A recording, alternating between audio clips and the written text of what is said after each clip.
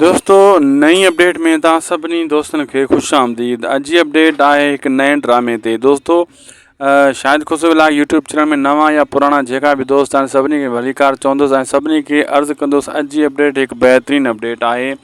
अगरि हिन वीडियो खे आख़िर ताईं न ॾिसंदा तव्हांखे अपडेट मिस थी वेंदी। 1 मिनट 18 सेकेंड जी वीडियो आहे, का एॾी वॾी वीडियो न आहे।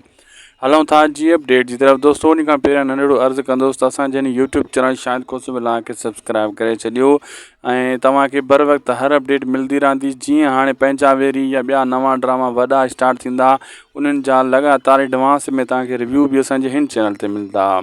दोस्तों अॼु जी अपडेट आहे पापनगर ड्रामे ते। पापनगर जो 3 स्पेल ॾाढो तेज़ी सां शूट थी रहियो आहे ऐं 2 स्पेल मुकमल थी चुका आहिनि ऐं 3 स्पेल खे पूरो करे पोइ ड्रामे खे हलाइण जी तरफ़ नियो वेंदो ऐं 4थे स्पेल जी वरी ॿीहर शूटिंग स्टार्ट थी वेंदी।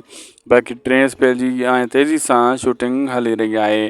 बाक़ी पंहिंजा वेरी जे लाइ बि खजू साहब ऐं आज़म महगल बार बार सिंध टीवी जे स्टूडियो वञी रहिया आहिनि ऐं उन्हनि जी बि भॼदड़ लॻी पई आहे त पंहिंजा वेरी ड्रामे खे बि जल्द स्टार्ट कयो वञे ऐं उनजी शूटिंग मुकमल कई वञे। असांखे ॾींदा इजाज़त। लाइक सब्सक्राइब शेयर ज़रूरु कंदा।